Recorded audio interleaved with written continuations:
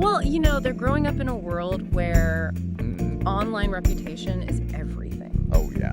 Cyberbullying is rampant. Right. And there's this immense pressure Right. to present this, perfect online persona. Yeah, totally. And, they're dealing with all of this while their brains are still developing. Oh, right. Which makes them particularly vulnerable to the negative impacts of technology. It sounds like a lot to handle. It is. Yeah. It is. So, what can we as adults do? Well, I think the most important thing is to have these open and honest conversations with young people about, the risks and the rewards. Right. We need to give them the tools and the knowledge Yeah. they need to use technology safely and responsibly. So it's not about sheltering them. Right. It's not about sheltering them. It's about empowering them. Exactly. Yeah. It's about empowering them to make good choices. Right. To be smart about it. Exactly. Yeah. Right. It's about helping them develop those critical thinking skills and, that digital literacy so they can be savvy and discerning users of technology. That makes a lot of sense. Yeah. But what about us? Oh, yeah.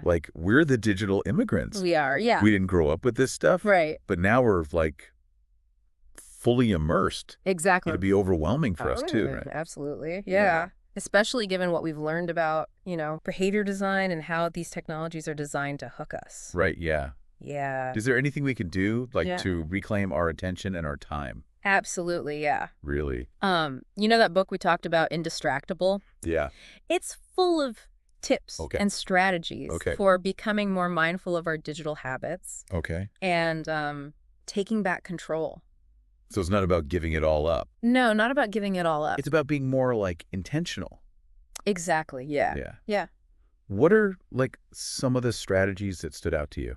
Well, one of the key strategies is to identify your internal triggers. Oh, interesting. So what are the thoughts, feelings, or situations that make you reach for your phone? Yeah. And once you know those triggers, Right. then you can start to develop coping mechanisms. Okay, so if I know Yeah. that when I'm bored I scroll, Right. I could substitute something else instead. Exactly. Read a book or go for a walk. Yeah, exactly. Interesting. So it's about replacing those unhealthy digital habits with healthier ones. Right. Another strategy is to create a distraction-free environment. Okay, banning the phone from the bedroom. Exactly. Which I've heard, but it's so hard. It's hard. It can be challenging at first. Yeah. But the benefits are worth it. Yeah. So it's we have to set these boundaries, right? Boundaries, yeah. Between our digital lives and our real lives. Exactly. Yeah. Yeah. It's essential for, maintaining that balance and well-being. It's almost we have to tame our devices. Yeah, I like that. Yeah. We were talking about finding that healthy balance Right. with technology. Yeah. And I think that's a perfect segue into this idea of behavior design, which is basically the idea that technology is intentionally crafted to influence our behavior. It's a little creepy, isn't it? It is a little bit, yeah. The idea that our digital habits are being shaped by these forces we don't even realize. But how did that even work?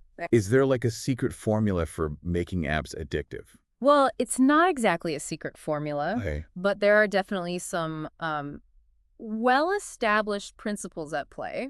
Okay. And remember that book, Addiction by Design? Yeah. By Natasha Dow?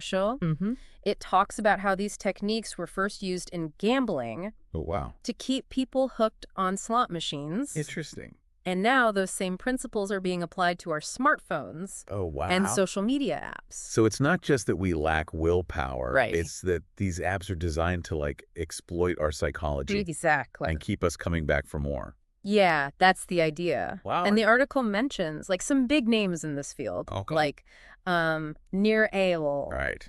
BJ Fogg, Tristan Harris. Okay, yeah. These are the folks who are really shaping the way we interact with technology. I've read Nir Eyal's Hook, Yeah. but I was interested to see they mentioned his book, Indistractable. Yes. Is he offering solutions to the problems he helped create? He is indistractable. He argues that we can actually reclaim control of our attention and break free from these hooks. Okay. So it's not about, demonizing technology. It's about understanding how it works. Right. And developing strategies to use it more consciously.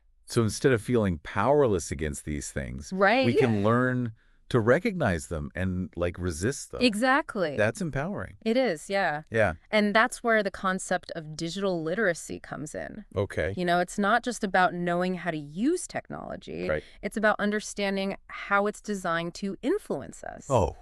How it can shape our thoughts, feelings, behaviors. That's fascinating. Yeah. You know, we talked about, like, the impact on our brains and stuff. Yeah. But the article also mentioned the impact on our memories. Right. Can you talk about that a little more? Yeah, so the article actually cites research by Frank Gunn-Moore from the University of St. Andrews.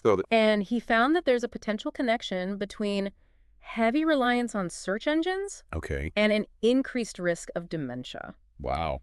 Yeah, it's pretty thought-provoking. Is it literally making our brains lazy? Well, it's a complex issue. Yeah. And I think more research is needed. Sure. But it does seem like, you know, constantly relying on Google to remember things for us could have unintended consequences. Well, you know, I can't remember the last time I, like, actually memorized a phone number. Right, exactly. Yeah. Yeah. But it's not just memory, right? Well, it's not. Like attention spans, too. Yeah, and that's where, like, that UT study about phone proximity really comes into play. Yeah. Because it's not just about using our phones, it's about them being present. Oh, interesting. Like constantly vying for our attention. Wow. You know, that study found that even just having a smartphone nearby, even if it's silenced, can reduce our attention spans and slow our reaction times. Oh, so it's like we're constantly on high alert. Yeah, pretty waiting for that notification. No wonder I feel scattered. Yeah, it's a common experience in today's world. Yeah. And the article also argues that it's not just mentally exhausting, but it's also taking a physical toll.